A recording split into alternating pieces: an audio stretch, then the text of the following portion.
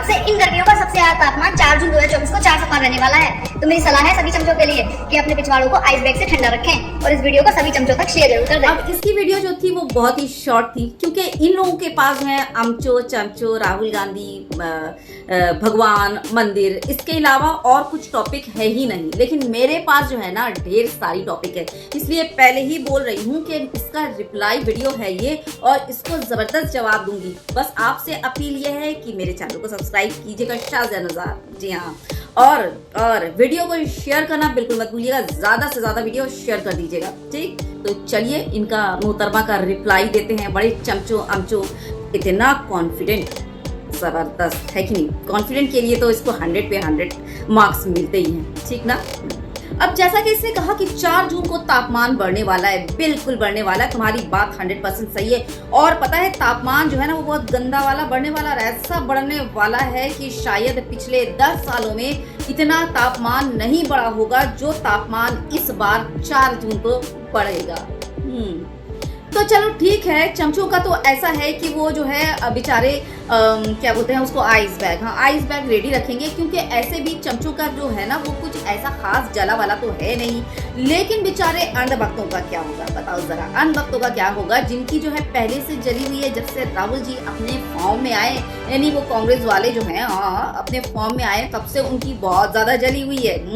चलो अब मान लो कि 4 जून को जो है वो रिजल्ट आने वाला है, ठीक ना, और 4 जून को जो आने वाला रिजल्ट है वो अंधभक्तों के खिलाफ चला जाता है। तो फिर तो वही बात हो जाएगी कि वो ऐसे तो जली पड़ी है और उस पे नमक, यानी कि जले पर नमक, तो उस जले पर नमक छिड़के हुए पिछवाड़े पर जो है ना वो आइस बैग काम करेगा ना बर्नॉल काम करेगा। इसलिए बेहतर यही होगा कि जो है ना वो अपने साथ एंटीसेप्टिक, डेटॉल और एंटी वो जो कुछ भी एंटी वेंटी है सारा कुछ, और डॉक्टर प्रेस्क्रिप्शन वगैरह जितना कुछ भी है वो सारा इंतजाम लेकर करके बैठे 4 जून के लिए, ठीक है। लेकिन ऐसा है ना बहन, मुझे लगता है कि इन सब दवाओं से ना कुछ भी आराम नहीं मिलेगा। वो इसलिए ना क्योंकि जले का तो इलाज है, लेकिन जले पर अगर नमक छिड़क दिया जाए ना तो वो जो जख्म होता है ना वो नासूर बन जाता है, और नासूर जख्म का कोई इलाज नहीं होता।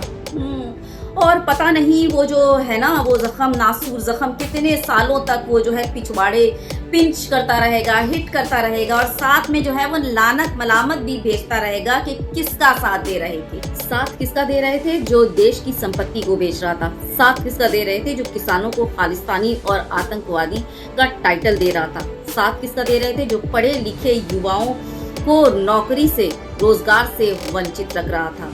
साथ किसका दे रहे थे? जो गरीबों को और गरीब और अमीरों को बिल्कुल टॉप लेवल पर पहुंचा रहा था।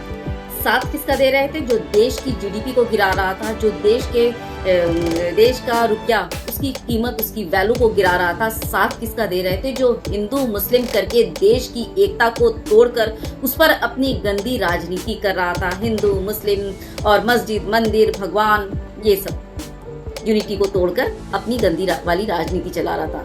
इन सब का साथ दे रहे थे, है ना। और इतने सारे खुराफात का साथ देकर तुम कहते हो चमचे, उसके बाद तुम्हारा कॉन्फिडेंस लेवल इतना अप, मतलब कि सीधी लानत ही है, इसके अलावा और कुछ भी नहीं। देश के लिए वोट दीजिए, vote for nation not for religion, ये याद रखिए, ठीक है। धर्म खुद के अपने पर्सनल प्रैक्टिस के लिए होता है, लेकिन देश जो है ना हम सब हिंदू मुस्लिम सिख ईसाइयों का है। तो ऐसे हाथ में बिल्कुल ना जाने दे जो हमारे देश को अब तक इन 10 सालों में बर्बाद किया है, ठीक ना। हमारे युवाओं को नौकरी की जरूरत है, हमारे किसानों को जो है जो उनकी मांग है उसकी जरूरत है।